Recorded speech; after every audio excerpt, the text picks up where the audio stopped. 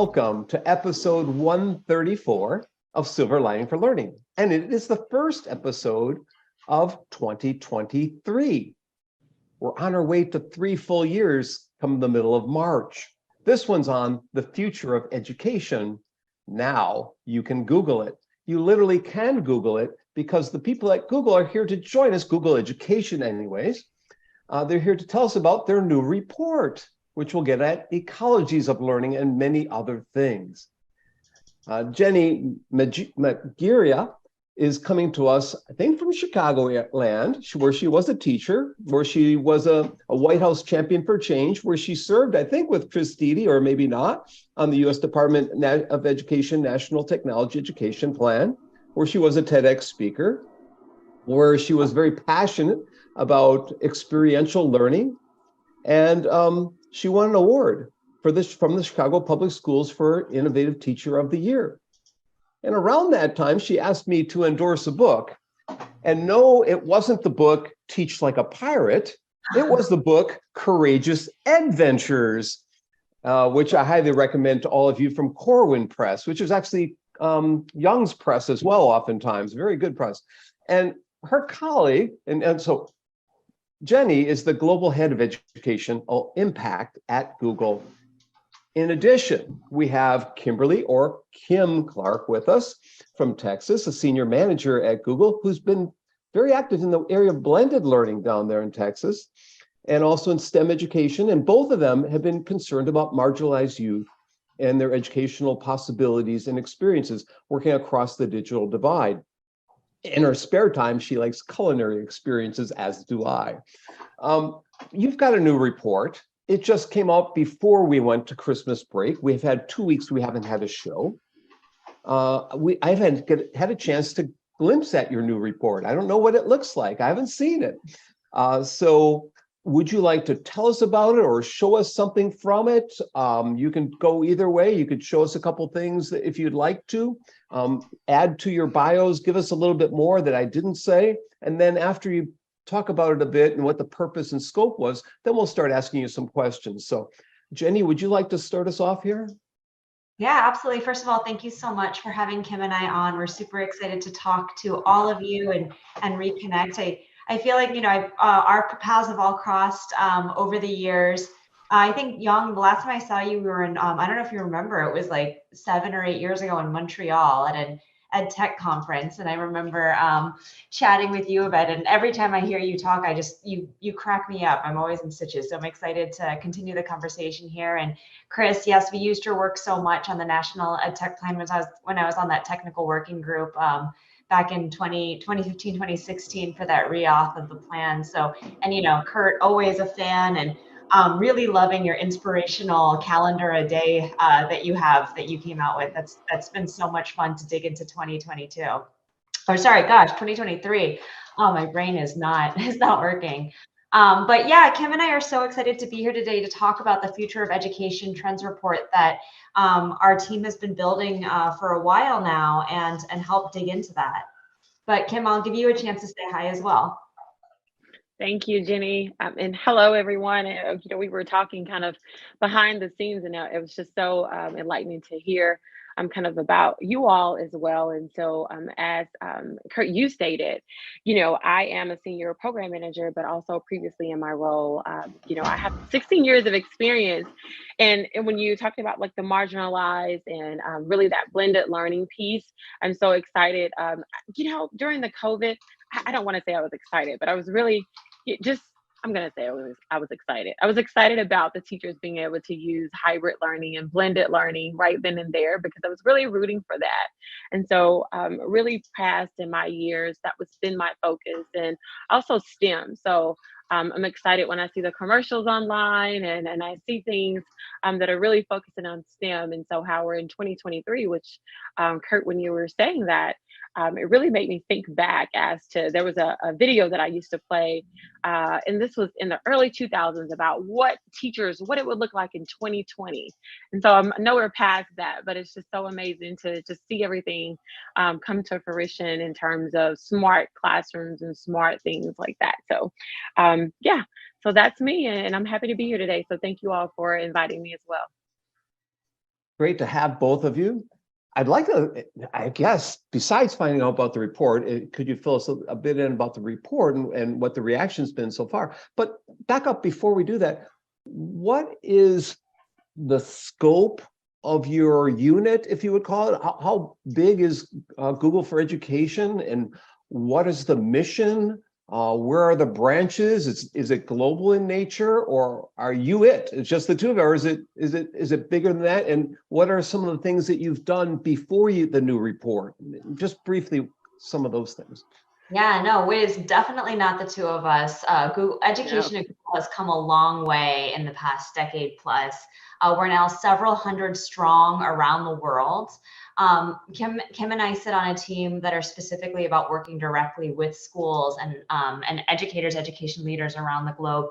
Our team overall is global. Kim's side of the house focuses on North America. And Kim, I think that you just recently took on a new role where you're kind of leading the charge in Texas. Am I correct? Oh, yes, you are. And I'm super excited about that. I was previously working with school districts kind of on the Southeast, North Carolina, South Carolina, West Virginia-ish, but I'm back home. So I'm excited about that.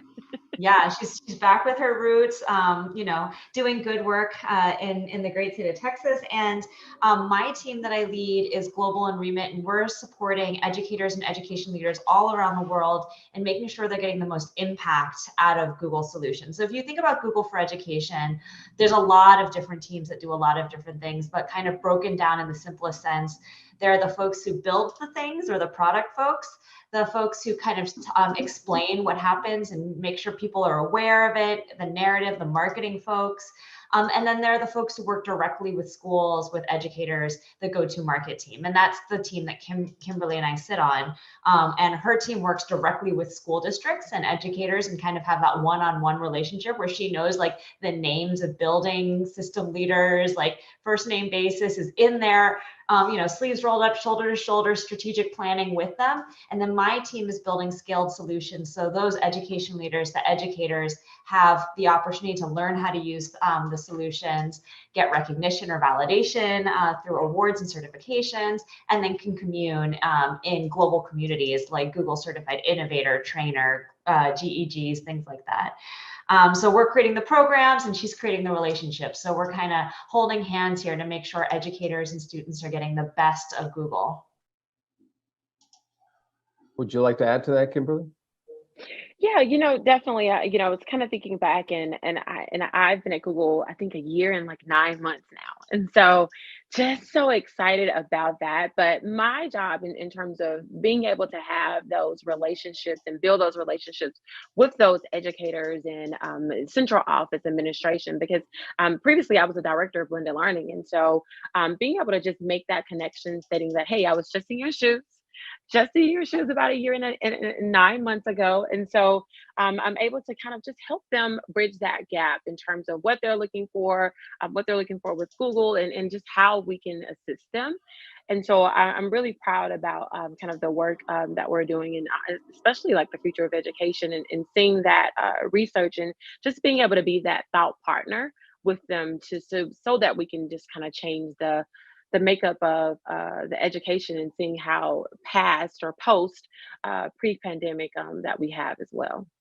So in the report, you have a section, I guess it's section 3 on reimagining learning ecosystems. And in that section, you talk about upgrading learning environments, about reevaluating student progress, and empowering educators with data.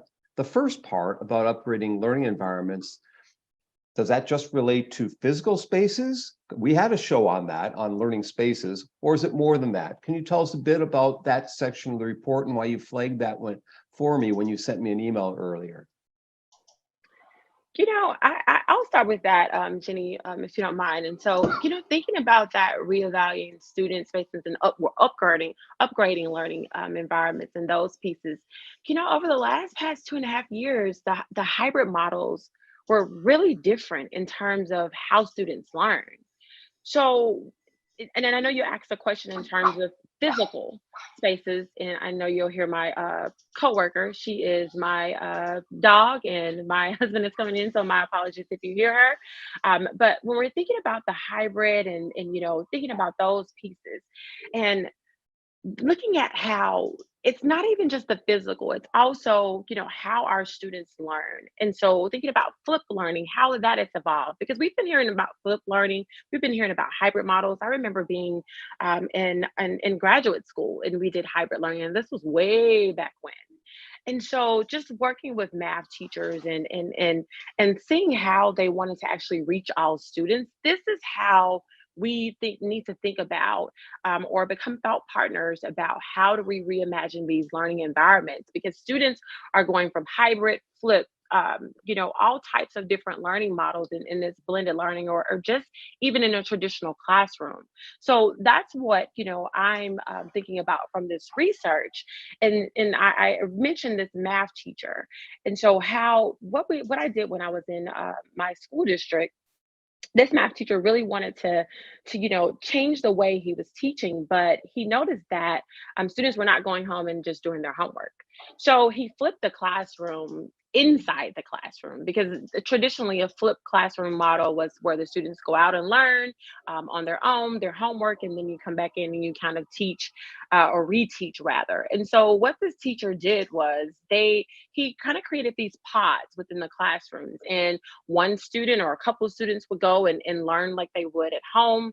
A couple other students would be learning together, and a couple other students would be learning with him. So if you think about this model, this is what I'm thinking about when we're looking at upgrading learning environments. Not just that traditional sit and get, but also hybrid, flip, differentiated, personalized learning, all of those into the compass. That's how we can look at the future of education. But how does Google influence educators to adopt new models? Do you provide training? Do you provide tutorials? Do you provide professional development credits of some kind, micro credentials that might be education related besides the tech kinds of micro credentials? Yeah, absolutely. So that's exactly what my team is digs into, is trying to enable educators and education leaders to embrace these best practices that we've learned through these research pieces. So we have an entire online learning hub that you can go to edu.google.com and find. When you click on For Educators, there's an entire section.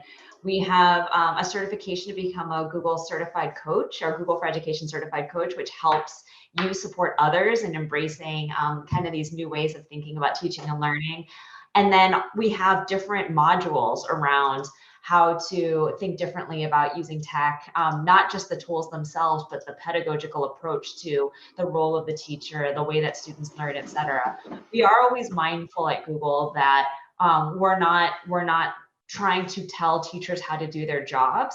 But the purpose of this Future of Education report and all the work that we do as a team is amplifying or making sure that we're highlighting brilliant minds in the field, like the folks here on this call. I'm sure all of you are quoted somewhere in the materials that we have saying like, hey, look at what Dr. Zhao has done, look at what Dr. Ponk has done, Didi, et cetera. It's just, we always are looking for what are the trends that are happening, which is what this Future of Education report is all about.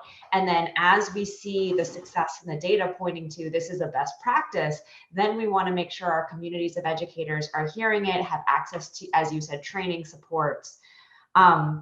In terms of our certifications, we're not certifying you in terms of like, oh, you're a flipped classroom certified teacher, but we are helping educators get recognition and validation and understanding how to use our solutions, and then training on how best to use them in these mindsets.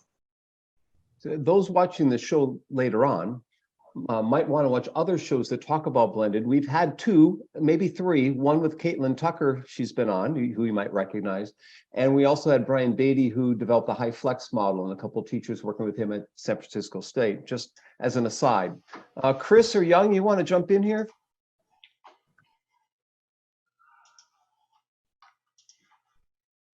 Young? Well, I can, I thought Chris might have a question. Thanks, Jenny, for coming. Good to see you again. And Kimberly is welcome. So I'm actually right now quite curious about reading the certificate. It's more practical, nothing to do with theory or practice or future. Have districts accepted the certificate and then give teachers recognition in other district like that? Or are you working with the states? Because now this has to do with the Rennie, other kind of credential, we call micro credentials, alternative credentials. So I was wondering, because nobody can avoid Google nowadays. If you live in the world, Google is the world. And I wish probably Google wants to take over. But anyway, that's a different story. So I was just wondering, if have you guys convinced or worked, or is that in the plan, or maybe it's already happened? Can you talk a little bit about acceptance of the certificate? What does it mean to a teacher? I think for us, the current certificates, we have Google Educator Level 1 and Level 2 are the two main core competency certificates. And the way I like to think about it is less, are you a good teacher? Well, let me take 2 steps back. As a classroom teacher at heart, and Kim as well, and we'll never ever, you cut us, we bleed education. We will never not be teachers, no matter what role you have us in. The thing that I want to name, and I say this as a Googler and an educator, is, kind of that Voltaire / Spider-Man's uncle quote, with great power comes great responsibility, right? Technology is very powerful. It has the power to amplify good teaching, powerful, positive teaching. But if used incorrectly, it can also amplify bad practices and bad methodologies. Like any powerful tool, you need to know how to understand how to use it well before you can get any positive good out of it. I think a lot of it like a car, right? You can give me, a beat up old, like hand-me-down car that your great aunt uncle gave to you, or you can give me like, I'm not even good at cars. What's a fancy car? A Maserati, right? Fine, I have a Maserati, but if I don't have a driver's license to know how to use it safely and appropriately, it's a very dangerous tool in my hands. Yes. So I think about the Google Level 1, Level 2 certifications. It's kind of like a driver's license for our tools. It's like, here's how you use them. Here's how you use them safely, effectively, efficiently. And then what you do with that power after that is really up to the art and science of you as the practitioner, as the teacher. So what the certifications say to an educator or an education leader who is providing these powerful solutions and tools to their staff is, I know that my staff knows how to effectively, efficiently, and safely use these tools for the betterment of instruction in their classrooms.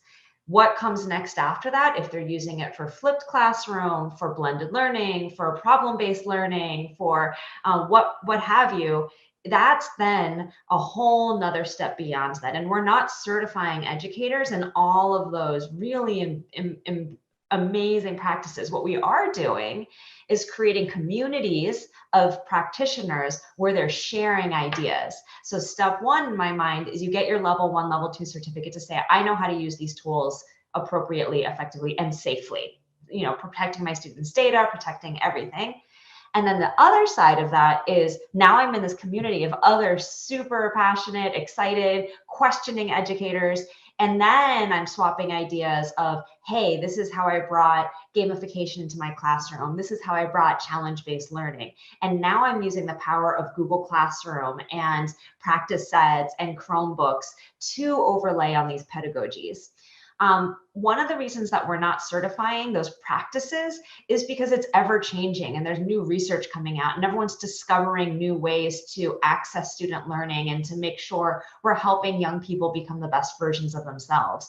So we don't want to say like, challenge-based learning certificate, it's this or done, and we're not the experts, we're not the Buck Institute, right? That's not our role. But what we can do is make sure we're building the most powerful tools to help teachers do their jobs more efficiently, faster, better, smarter, everything they need, and then making sure they know how to use them well and safely.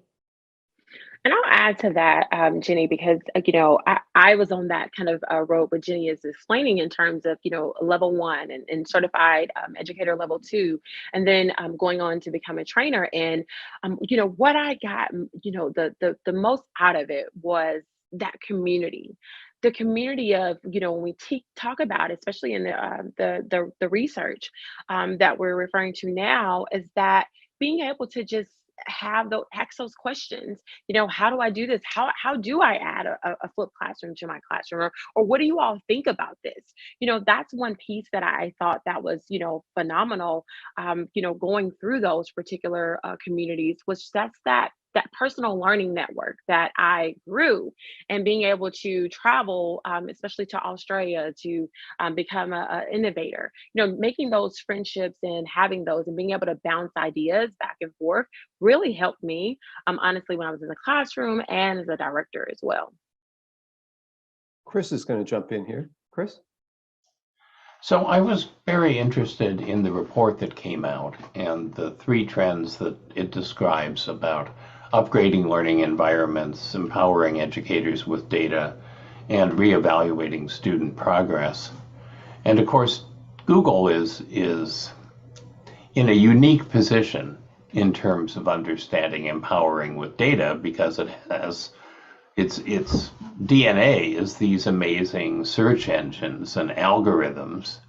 And it also wisely has developed these wonderful suite of tools for educators that are free. And so arguably there's more education related data on Google than anywhere else, which all of which I think is great as long as people understand what's happening.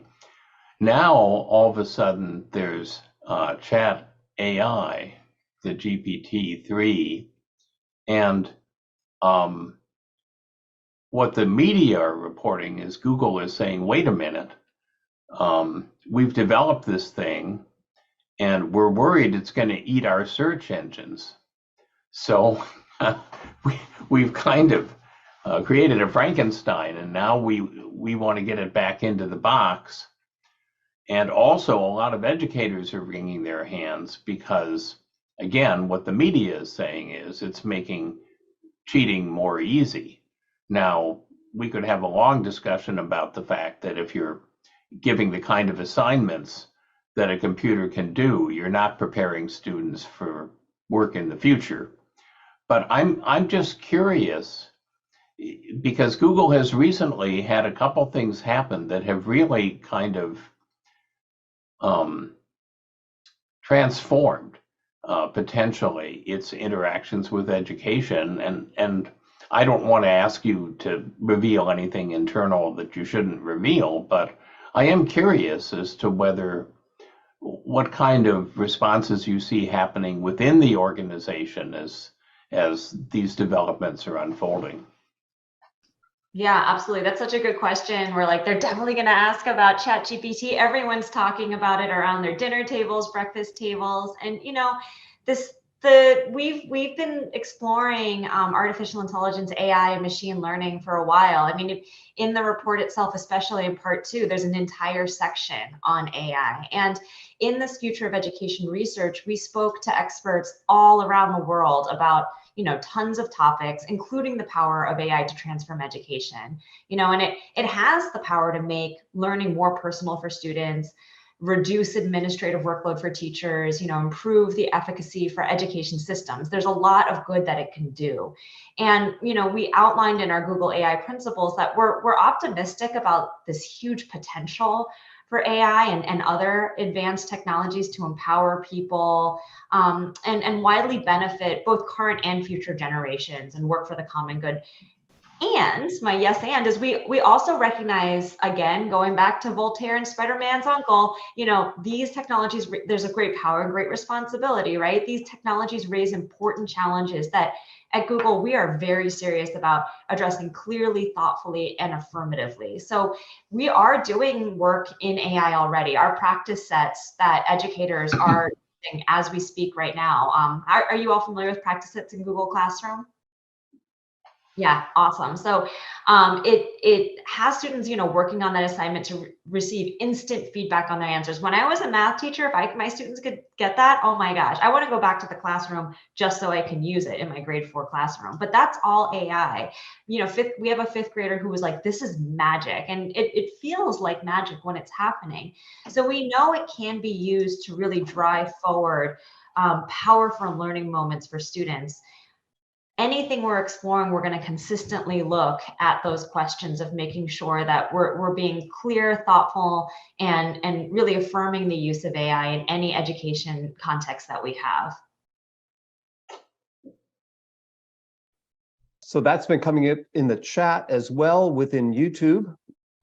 John and Jim talking about this very topic. I've also had my grad students chatting with me this week about Chat GPT. We're doing some research with it actually on language learning right now. I wonder if you could share the link with us so I can post it to you, the YouTube channel, for the people who are watching. Or if we can change the blog post maybe, because we don't have the link to the report. Oh, to the Future of Education report? Yes, I don't think we ever got that. Oh my goodness, well, that's so silly. Okay, yes, I put it in here, but for those of you who are watching at home, it's not too hard. It's edu.google.com/future-of-education. So edu.google.com/future-of-education. But I also put a link here for us to include in the blog post and share out with everybody. It's 3 parts. The power of threes and fairy tales and the human brain. So it's in 3 parts, and each part has 3 trends or takeaways. And they're really broken up into like what we learned.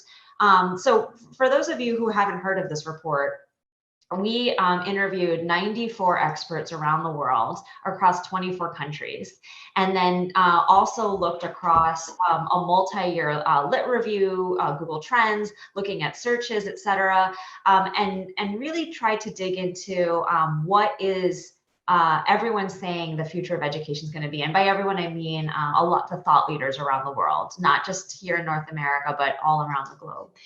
And that's what yielded these 9 trends across these 3 chapters. And then the chapters are broken up into like, what are the trends? What is the context for Google? How does Google see our role in it? What's our perspective on it?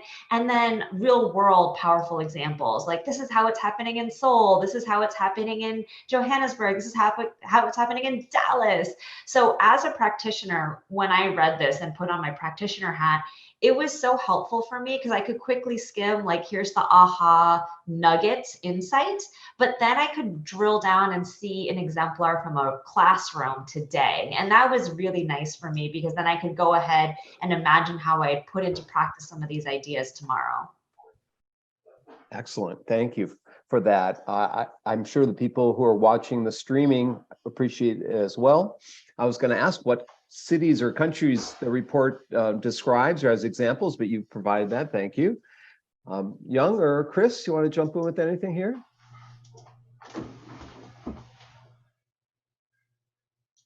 So how do you see yourself and Google within this sort of larger ecosystem of many people working from different perspectives to persuade educators not to use technology to automate conventional instruction, but to use technology to innovate and create instruction that's based on modern theories about learning and preparing students for the modern world? I mean, there's ed tech programs within universities that we're part of. There's nonprofits like Digital Promise.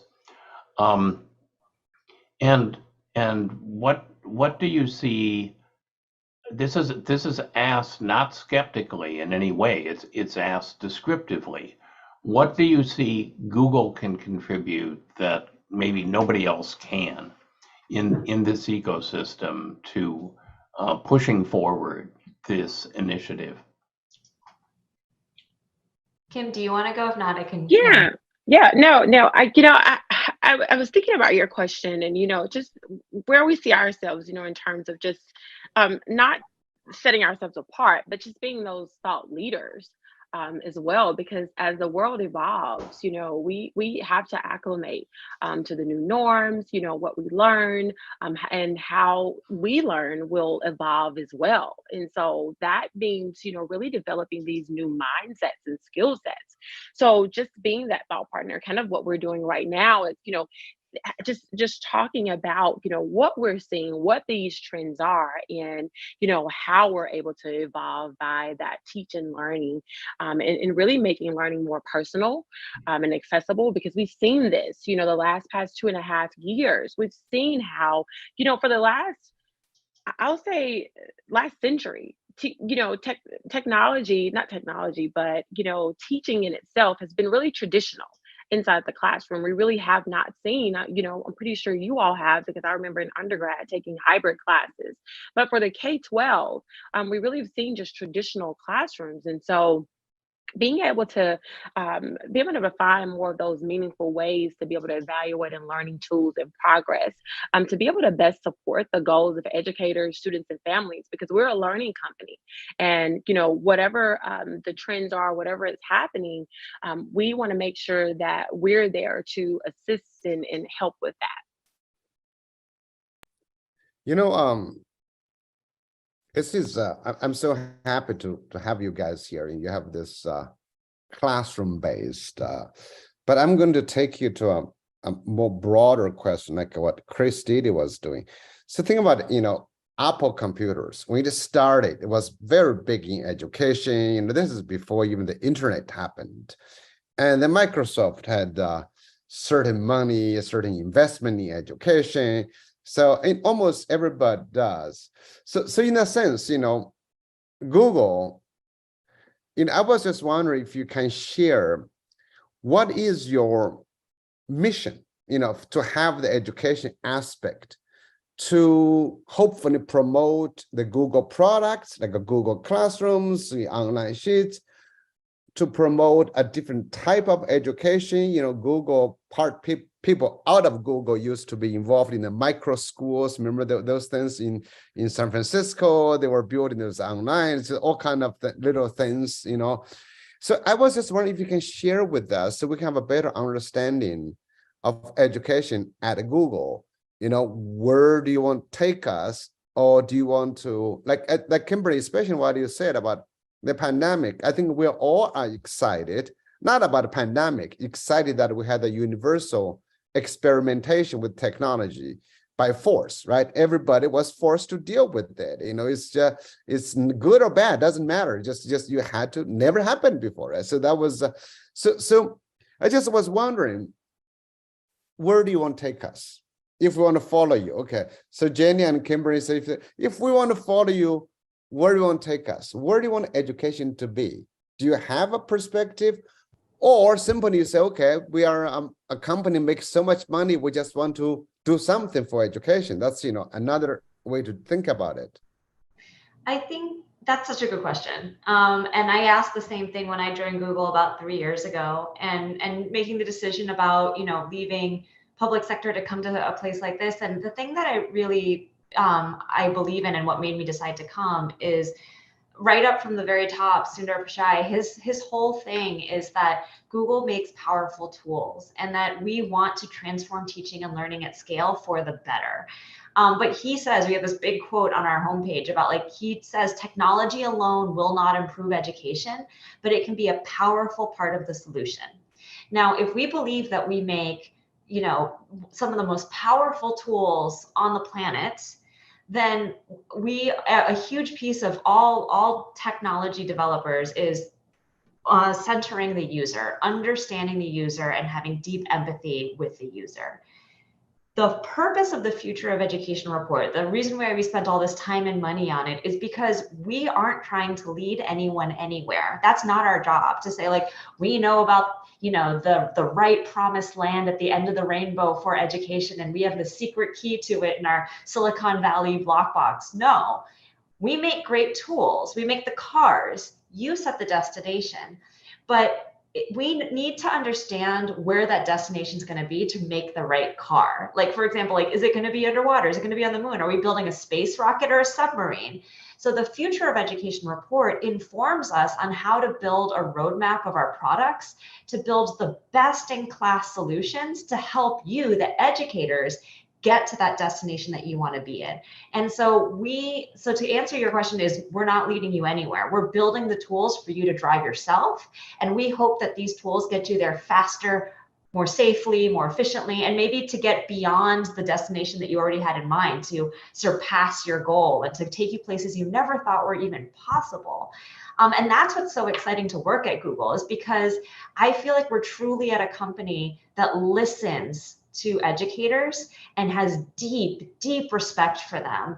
And Kim can tell you, she'll be sitting down with educators in Texas, in wherever, and they will tell her, hey, Kim, we don't like this, or we wish it was this. And she can call up the product team and be like, hey, superintendent, Julian thinks that this doesn't make sense. And the product team is like, tell me more. We've had literal like pivots and roadmap because we care so much what educators think. And so the Future of Education report is about us kind of trying to look 5-10 years in the future. So as we're building out new tools, we're making sure we're building the right vehicles to get you where you want to go. By the way, Jenny, I have to tell you, I'm just finishing an article from Australian organization writing about Google Translate. If it's so good, it translates better than high school 4-year course of Spanish, right? So why do you teach Spanish? So I was rethinking about foreign language courses. That's what pushes me to rethink. I'm sure when they did the Google Translate, they did not want me to rethink, but I've been rethinking about that. Anyway, Kimberly, go ahead. I was getting so excited when Jenny was speaking on the latter part about, listening to educators, because I remember being in that seat relaying the messages about, some of my teachers, and about Chromebooks or whatever the case may be, and being able to relay that to Google it's foundational. It's just, to me, amazing, because right then and there, we're using that practical use within the classroom. And I'm saying, you know what, this is really not working how we wanted it to work. How can we pivot? How can we, move forward? Because it's all about what the students are using. And in the Future of Education report, we talked about, the mindset, shifting the mindset. I'm thinking about the jobs that have not even created right now. And so, in order to do that, we have to walk right alongside you all, to be able to have those moments where we can pivot and we can listen to the product team. And that's what's so exciting about my role, because I get to do that every day. I get to talk to educators about, what's working, what's not working with those pieces. And to me, as an educator, like Jenny said, if you cut me, I'm going to bleed education all the time. And so it's so amazing to hear what those educators have to say, the good, bad, and the ugly. And it's being able to bring that back to those product teams and for them to pivot that. You make a really good point about people who build products for the classroom, because often the people who build products for the classroom don't understand the realities of the classroom and don't understand even the realities of teaching and learning. MOOCs are a classic example of computer scientists thinking that they understand how people learn, ignoring 100 years of research and development in distance education, and failing because the assumptions made about how and why people learn were so far off target. And it is commendable that a company like Google has actually a feedback loop. Because, as you know, there's a lot of companies that just build something and throw it over the transom and say to educators, here's the answer to your prayers. Now don't complain anymore about our company. And the fact that you and others like you who really understand the realities of schooling are providing that kind of feedback mechanism. Hey, this may have been a good first step, but you don't want to stop here. And here's why. I hope that that's a model at Google that other companies might adopt, and it would be interesting to see the model itself of bringing in people who understand education and creating that feedback loop might be a product actually of your work. Absolutely. And I think that's something that Kim and I really believe in with our teams as well, is approaching the work with both humility and respect. Humility in that we're here to provide solutions and support and not to provide the answer. So we're here to provide tools, support on how to use the tools, to listen. And even, Kim and I with, combined decades and decades of education experience between the two of us, we are just two educators and we haven't been in the classroom for a hot second.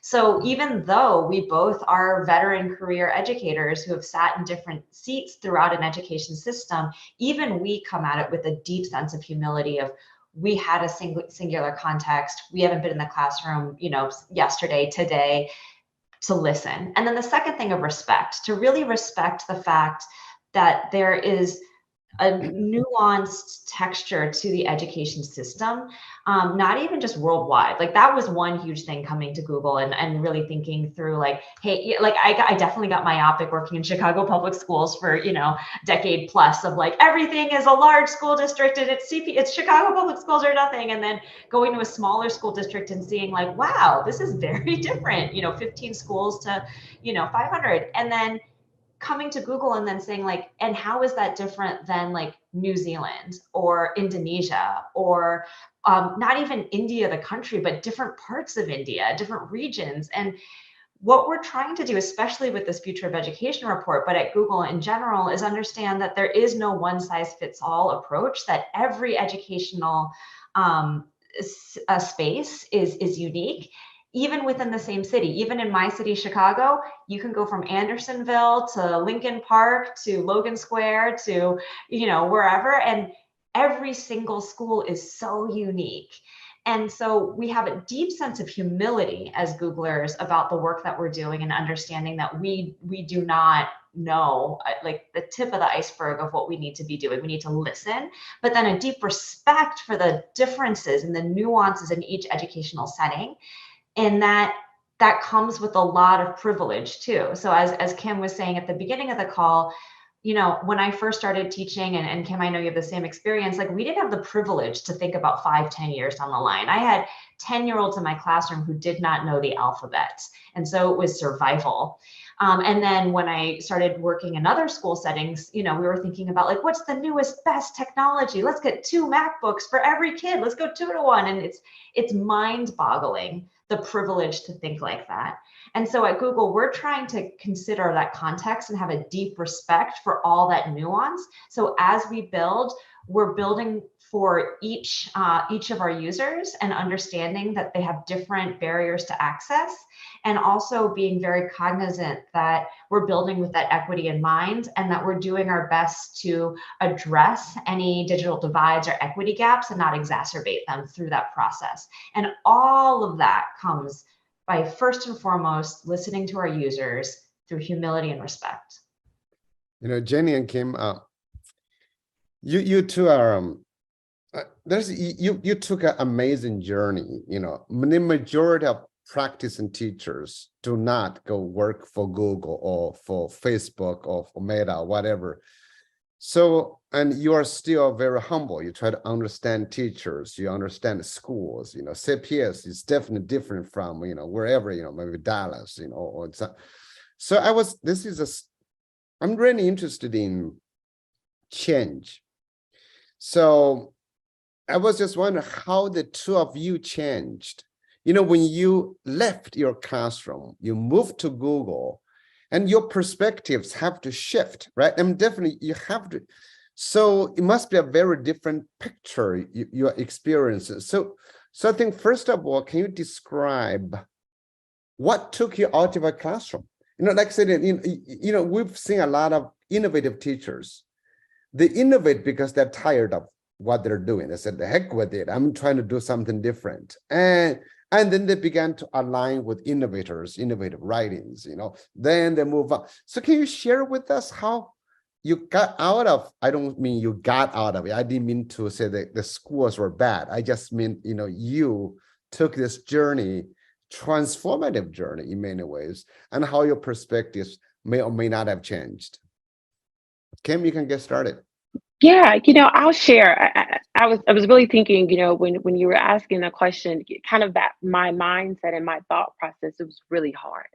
it was really hard, and it's still hard, especially during the beginning of the year when I see the back to school. And I remember us having this red carpet event where we would be like these cheerleaders on the side, and we would cheer on the kindergartners, and they would be crying and kind of at their parents' ankles, not wanting to go in because, of course, it's new. They've never really been to a big school before, and so it's really sad for me because I'm like, oh my goodness, like I missed that so much. So it wasn't more of for me. Of course, I had to shift my mindset in terms of coming to Google. But I was a part of the community for Google Level 1 and Level 2 and Trainer, and so I saw the phenomenal pieces that Google for Education was doing. So to me, it was more of just kind of heading in that next shift of education, because I don't see myself right now that I've left education. I'm still here. And to me, I still want to be in education because I remember and I told this story, but when we were kind of before we started recording. And I remember being in our neighborhood, and how small kids say, "Hey, what do you want to be when you grow up?" And I'm always like, "I want to be a teacher. I want to be a teacher." Ever since I can remember, and so I never wanted to leave that education space. So it was more of a shift to be able to impact globally, especially being in a school district during the pandemic. I saw an amazing opportunity to be able to be on the other side, but still being there in education and being able to impact more globally. So I look at myself still just an extension of being in education and still being able to hear those educators. But to Jenny's point, I realized that I haven't been in the classroom post pandemic, and it has changed. So I'm so intrigued to hear what the educators are thinking. I was recently reading an article with EdSurge, and it talked about students disengagement, after the pandemic, and just those things as to how again we have to pivot the way we learn and how students learn. And so to answer your question, I don't think I've left. I've just kind of gone up the hill a little bit, and I'm still here, and I am where I can make a broader impact for education. Thank you, Kim. Jenny, do you want to share about what your journey a little bit? Thank you, Kim. Yeah, no, same. For me, I never I kind of fell into everything that I was doing. So I never really wanted to leave like being a classroom teacher. And then I ended up with one-to-one devices in my classroom back in 2010. I was one of a handful of teachers in Chicago Public Schools who was doing this pilot. My network of schools says, hey, we need someone to coach everyone on how to do this. And I actually refused to leave my classroom. I did that hybrid coach teacher thing where I taught for grades 4 or 5 math students until lunchtime. And then from like 1 o'clock to 5, I was a tech coach. So I was kind of doing 2 50% roles, which all of you know meant I was doing 2 100% roles. And then like from there, it was like, hey, we are expanding. We need you to do this full time. And then from there, like, oh, can you go be a CTO at the school district? And then from there, so like each time it was kind of being pulled out versus me jumping out. I was pulled. And each time the reason that I allowed myself to be pulled was because at every new seat I sat in, it was like having, to Kim's point, a different vantage point. As you said, you're just like on the other side of the hill or something like that. Like I had a new vantage point for, again, the texture and nuance of this education ecosystem that we're trying to improve. And when I was in my classroom in Chicago Public Schools on the South Side, I like was close to like one set of challenges, goals, opportunities. And like all I could see was that. And then as I zoomed out, I was like, oh my gosh, I had no idea that there were all of these other things happening there. And let me try and work on that too. And then as I zoomed out even more, I could see more opportunities and more things that I could use my powers to support and, experience to help and like, roll up my sleeves literally and try and dig into. So each time I sat in a new seat, it zoomed out my perspective. And it gave me more understanding of how global education is, and yet how different each of the challenges are. And so like finally now I was at a point where I was working for a global education technology kind of startup company that supported and coached teachers. And so I was seeing all of these problems and how big the opportunity was to improve education. And Google's kind of one of the biggest there is out there in terms of our reach and our free solutions and how like accessible, like you don't have to buy something to use our tools. Like anyone can jump onto Google Classroom or have a Gmail account. And so when the opportunity presented itself where you can work at this organization that can help every child on planet Earth, and now I had, once you've seen it, you can't unsee it. Once I saw how pervasive the opportunities for growth and innovation were to make education even better than it is today, and then to be able to sit in a seat to actually pull levers to make that happen, I couldn't say no. And so what's changed isn't me, Jennie, the educator, it's my awareness of how different the opportunities are. And I want to be cautious, and I want to name that I'm being very intentional with my language right now. I think people use a lot of negative language for education, and I don't think it's the problems in education. I think it's the opportunities that we have as educators and in education. And I'm very intentionally trying my best not to say like solve the problems, but see the opportunities to do things even better, because educators are doing a great job. But if we can provide better solutions, connect them, more support, more training, more time, then they can do an even better job.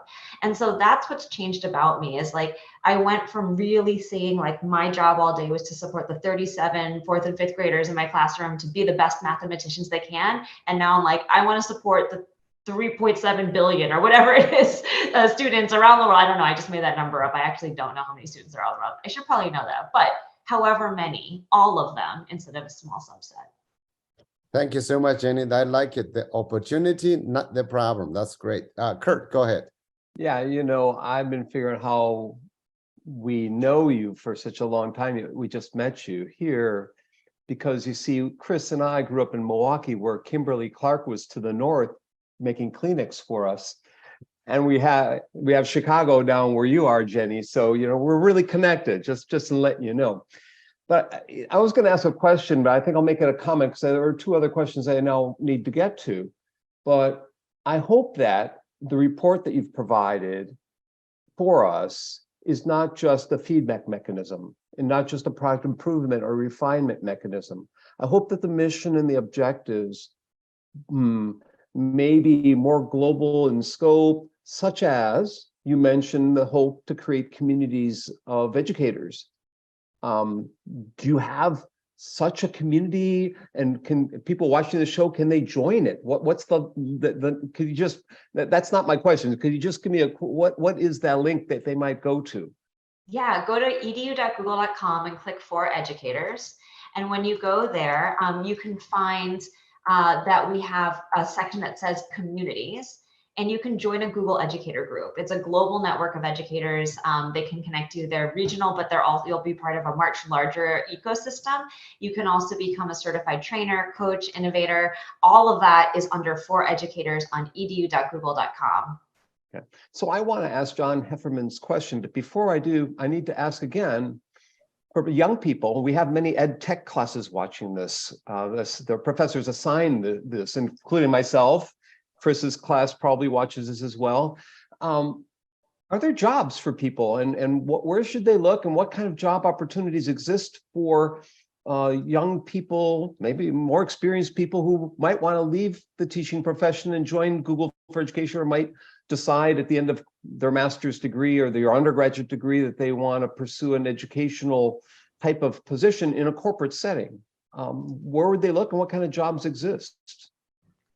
Well, first I'll say, don't leave the classroom. We need brilliant people in the classroom. Kim's job, my job is to help educators be the best version of yourself and never leave. Don't be us. No. And I think both of us can honestly say, like, we miss the classroom. It's like I used to wake up every morning like so excited to go to work and like pants on fire, so stoked to go. And I wake up now and I'm like happy to be at Google, but that passion, that joy of being a teacher, like that's magical. And I'll say I love working at Google. There is some magic there, but there's nothing like being a classroom teacher. So please don't leave the classroom. For if folks are interested in computer science or just working at Google in other ways, we do have a site where you can explore internships, apprenticeships, etc. It's just buildyourfuture.withgoogle.com.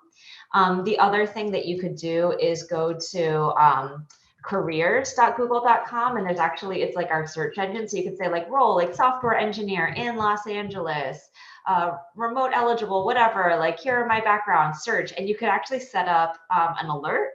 So it'll email you when roles that meet your criteria are available. And you can do that to search for internships, apprenticeships, things like that. I have a cousin who's getting a degree in like an engineering field right now. And I'm like, when you're ready to graduate, set that career, careers.google.com, set that alert. It'd be cool to be a coworker with my cousin. So it's a really great tool. It's a way to discover where there are openings. But classroom teachers of the world, please don't leave. We need you in the classrooms. And if there's anything that Kim and I can do to help you be happier and satisfied and feel like you're supported, like that's our job. We want to help you. I want to get to John's question, but I'm sorry, Kim, but it looks like Chris has a comment. Did you have a comment on? No, okay. I want to make sure. John's asking, and Kim, you can jump in and answer all at the end of this. Do you think that, Google and other tech companies are replacing some of government responsibilities for technology education in schools, in particular when we're looking at things like digital citizenship programs that are being produced by technology companies, or ethics programs, or digital skills program, whatever it is? You want to comment on that? I do not think in terms of replacing, in anything, the products that we are creating, it's about being a partner. We look at our school districts as a partner. And so how are we able to, take the reason why this report was created was because of the fact that we were able to research and, speak to educators. And so it's about that partnership, being able to help and assist in the classroom. So not in by any means of trying to kind of replace or anything like that. We really want to be that partner and assist where it is needed, but just in minds of holding hands together so that we can evolve and learn together. Jennie? I agree. And I think that what you see companies like Google doing in terms of like creating things like Be Internet Awesome, digital citizenship training, et cetera, is us trying to support folks who are already using our tools and doing so, as I said, safely and effectively. We see it as part of our mission to make sure that we are being good stewards of bringing these powerful tools into the classrooms. And as Kim said, as partners. So, if we're gonna, provide you the solutions or the tools, we also want to provide you wraparound supports in terms of training how to use it well and training how to use it safely. It's really up to the government entities, the local education agencies, state education agencies, to really think about like which curricula are they going to bring in, how are they going to do it, how are they going to expose their children to this kind of thinking. And as a former, chief technology officer and classroom teacher, I would see all of these different solutions, but it was really my team that made the decision of like, were we bringing Be Internet Awesome in? Were we bringing in, common sense, what was it that we were utilizing to help our students? One thing, point in terms of Be Internet Awesome, I remember being as a director in my district.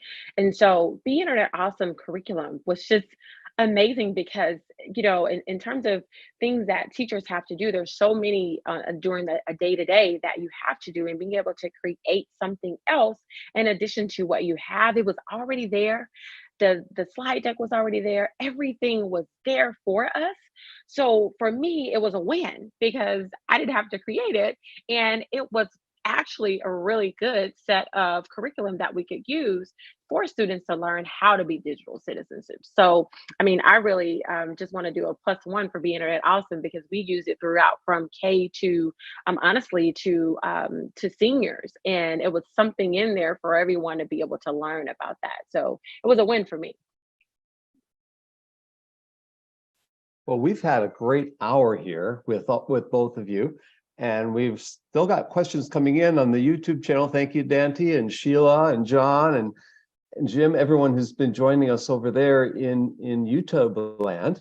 But we have to introduce the next show now, and it's going to be a difficult one for us because we're going to think about what we were doing in 2022 as well as this show in 2023 and reflect on those. It's going to be a bit of a challenge for the three of us. Punya Mishra again is on vacation in India, so I think it'll just be the three of us next week at the normal time, 5:30 p.m. Eastern next Saturday. Kimberly, thank you very much for joining us, and Jennie as well. I always enjoy listening to you. And I've got a new friend in Kimberly as well when I go to visit Dallas next time. So I'll make sure to ring you up.